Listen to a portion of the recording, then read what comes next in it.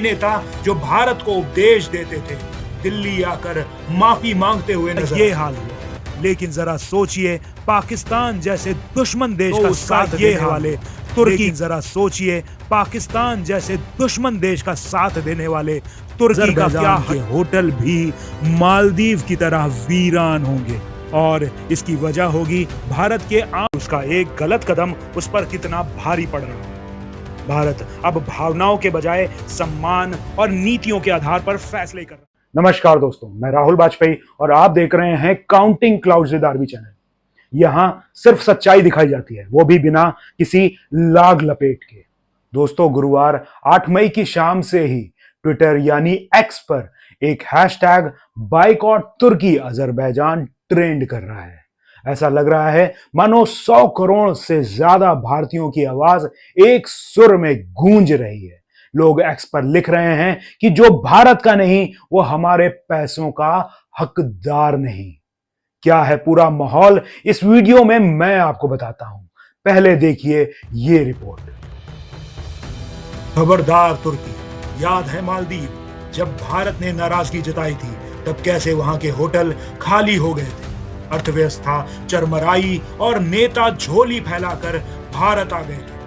अब वही दवाई तुर्की और अजरबैजान के लिए तैयार है। कुछ ही महीनों पहले मालदीव ने जब भारत के खिलाफ अपमानजनक बयानबाजी की तब शायद उसने नहीं सोचा था कि इसका क्या नतीजा निकलेगा। लाखों भारतीयों ने एकजुट होकर मालदीव का बहिष्कार शुरू किया।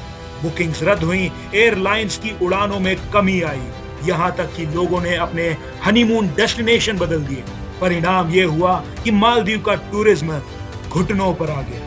होटल खाली होने लगे, सड़कों पर सन्नाटा छा गया। और फिर वही नेता जो भारत को उपदेश देते थे, दिल्ली आकर माफी मांगते हुए नजर आए। राष्ट्रपति मोहम्मद मोइज्जू से लेकर उच्च पदों पर बैठे नेताओं तक ने बैक टू बैक भारतीय नेताओं से मुलाकातें की और अपनी करनी पर अफसोस जताया।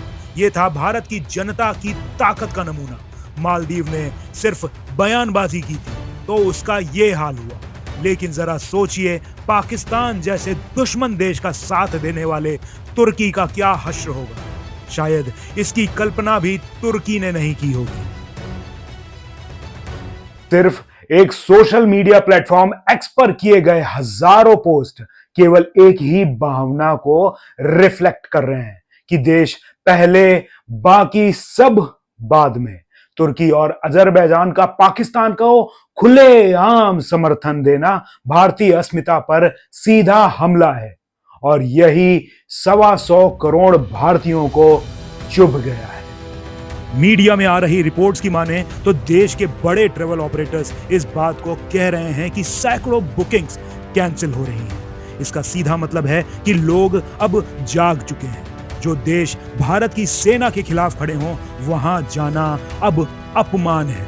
वो दिन दूर नहीं जब तुर्की और अजरबैजान के होटल भी मालदीव की तरह वीरान होंगे। और इसकी वजह होगी भारत के आम नागरिक की असामान्य देशभक्ति। हर एक कैंसिल होती बुकिंग एक वोट है देश के सम्मान के लिए। तुर्की के लिए है ये कितनी बड़ी चोट, चलिए लगाते हैं अंदाजा। 2023 के आंकड़ों से तुलना करें तो तुर्की और अजरबैजान इंडियन टूरिस्ट के लिए सेंटर ऑफ अट्रैक्शन थे। इस दौरान तुर्की में लगभग 3.5 लाख भारतीय और अजरबैजान में लगभग 2.5 लाख भारतीय टूरिस्ट पहुंचे।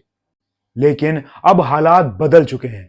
अब आप सोचिए, इतनी बड़ी संख्या में टूरिस्ट अगर अपने प्लान को कैंसिल करवाएंगे तो तुर्की और अजरबैजान की टूरिस्ट इकोनॉमी डूबनी तय है।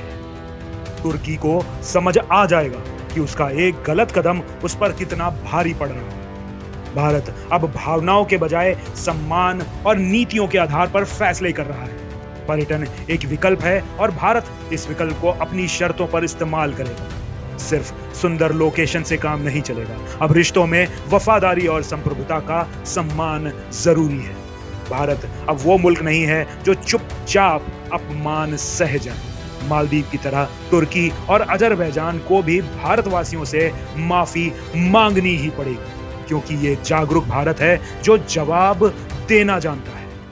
अब जो भारत के साथ नहीं, वो भारत के टूरिस्टों के लायक नहीं। ऑपरेशन सिंदूर के बाद अब शुरू होगा ऑपरेशन बायकॉट तुर्की अजरबैजान।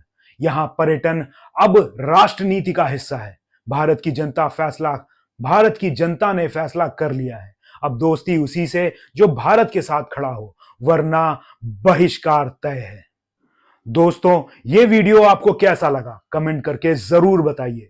इसी तरह के विश्वसनीय वीडियो देखने के लिए चैनल को सब्सक्राइब करना ना भूलें, क्योंकि इसी चैनल पर मिलती है सच्चाई, वो भी बिना किसी लाग लपेट के। जय हिंद।